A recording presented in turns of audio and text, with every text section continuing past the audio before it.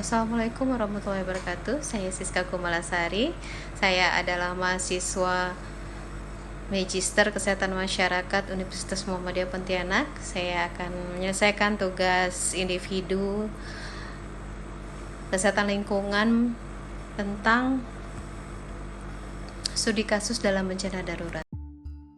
Kota Bahagia, sebuah kota berpenduduk berjumlah 500.000 jiwa yang dilanda banjir bandang setelah hujan dengan intensitas tinggi selama 3 hari.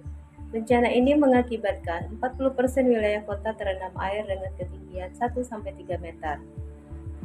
Ribuan rumah rusak dan sekitar 80.000 penduduk mengungsi di 45 titik pengungsian yang tersebar.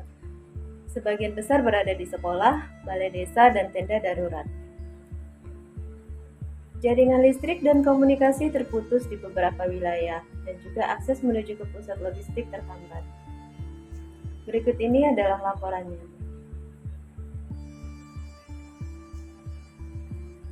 Awalnya menyebutkan 5 orang meninggal dan puluhan orang luka-luka.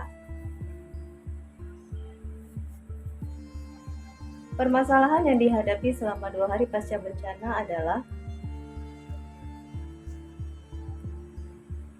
1. Sanitasi dan air bersih. Sumber air bersih atau PDAM tercemar dan tidak berfungsi, sehingga pengungsi kesulitan mendapatkan air minum. Sarana MCK di pusat pengungsian sangat terbatas dan banyak yang rusak, menyebabkan banyak orang buang air besar sembarangan di sekitar lokasi pengungsian. 2. Pengelolaan sampah. Tumpukan sampah organik dan non-organik mulai menumpuk di lokasi pengungsian karena tidak ada sistem pengangkutan.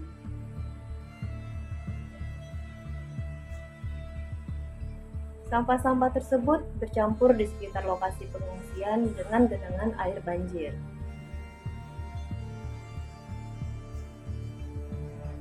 Tiga, vektor penyakit.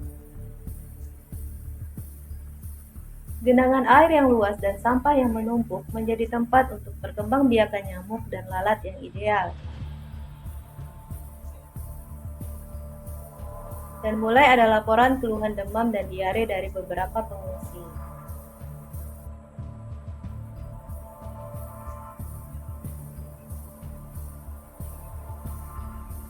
4. Pengelolaan jenazah.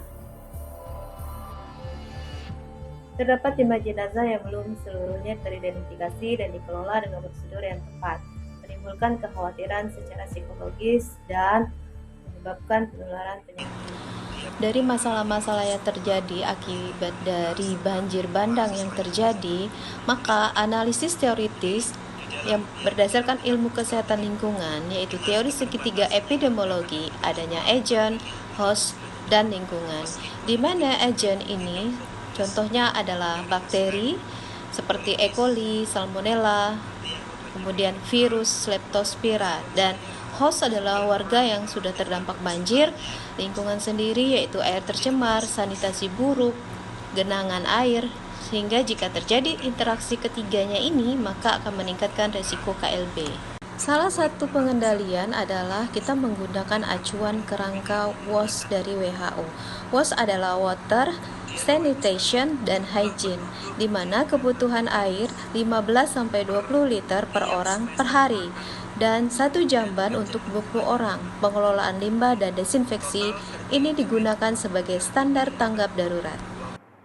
Rekomendasi yang dapat dilakukan adalah rekomendasi jangka pendek dan jangka panjang. Untuk jangka pendek sendiri, penyediaan air bersih darurat, jamban portable, fogging dan pengendalian tikus, dapur umum yang higienis, surveillance penyakit harian.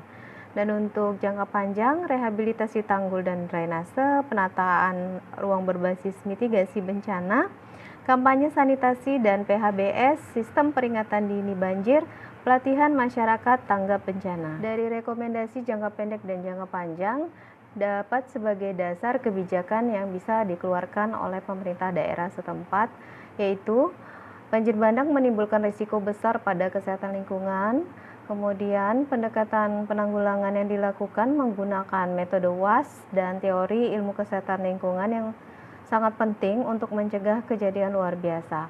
Tanggap darurat harus fokus pada air bersih, sanitasi, vektor, dan pengungsian, serta kolaborasi multisektor diperlukan untuk pemulihan jangka panjang. Baik, demikian tadi hasil presentasi yang sudah saya sampaikan terkait tanggap darurat bencana banjir. Kesimpulan yang bisa diambil yaitu selanjutnya penanganan akan memasuki masa tahap transisi dari tanggap darurat menuju pemulihan, meliputi kegiatan multisektor yaitu pembersihan dan rehabilitasi lingkungan terdampak, pendataan kerusakan rumah, fasilitas umum dan infrastruktur, penyaluran bantuan lanjutan bagi warga terdampak, penyusunan rencana rehabilitasi dan rekonstruksi pasca bencana. Sekian dan terima kasih. Wassalamualaikum warahmatullahi wabarakatuh.